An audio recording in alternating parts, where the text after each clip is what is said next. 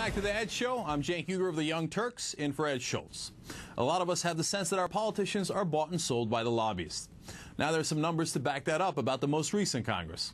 According to a Washington Post analysis of the numbers provided by the nonpartisan groups Center for Responsive Politics and the Soundlight Foundation, 35 members of the drafting committee handling the financial reform bill took $440,000 in donations in the 3 weeks that they were putting together that bill.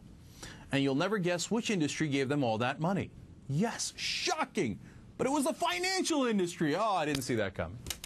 Then lawmakers wrote an incredibly soft financial reform bill that left most of the major problems completely unaddressed. Weird how that works, huh?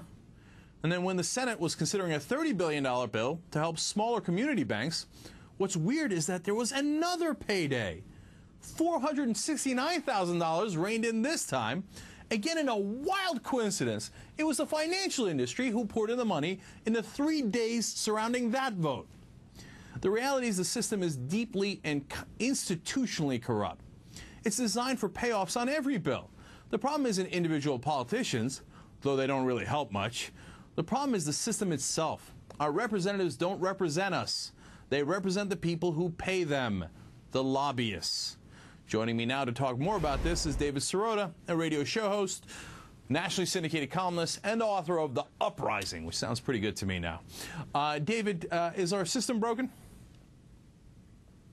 It's absolutely broken, and it goes to the very question that you've raised, which is who do these politicians work for, and really who's paying for them to go to work. And now they get paid a taxpayer's salary, but their re-election is oftentimes based on how much money they can raise. And the vast majority of the money that they raise comes from extremely wealthy people, from lobbyists, from special interests with issues before Congress. So we have a system of legalized bribery in this country, and it gets what it pays for. And what is being paid for are votes on major issues that affect these special interests. You know, in that Washington Post story, Harry Reid was asked, and he said, oh, no, the money didn't affect me at all. And then what's weird is that when they asked every single politician, they all said, no, the money never, ever affects me. Again, I'm going to go back to this theme of the media. Is part of the problem the media, are they too credulous? They go, oh, well, Harry Reid said it doesn't affect him, so I guess that must be the case.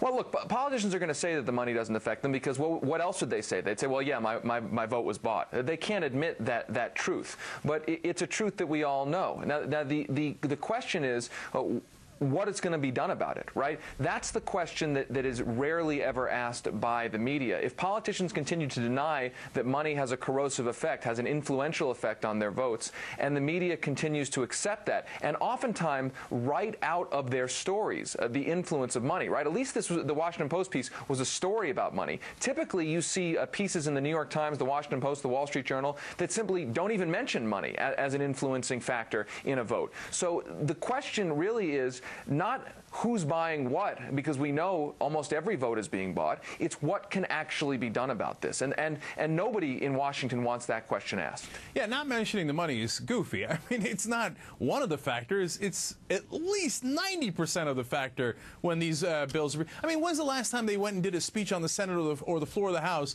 and another senator or congressman went, oh, yeah, wow, that's a really good idea. I'm going to change my vote. No, their votes are already decided based on the money.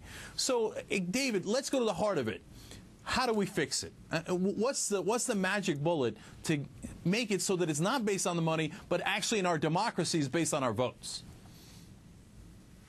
The magic bullet is what Arizona and Maine have done and other municipalities, which is public financing of elections, where taxpayers start saying, all right, listen, we are going to get the government that we pay for. We are going to basically fund our elections. We are not going to allow private special interests to fund our elections. We're not going to allow private special interests to fund our politicians. That if politicians qualify for the ballot, they are entitled to a certain amount of public financing. That's we, the taxpayers, being willing to invest in our own political system. Until we're willing to do that, we are going to get the best system that private special interests have paid for. Yeah, if we pay them, they work for us. If the lobbyists pay for them, they work for the lobbyists. It's that simple.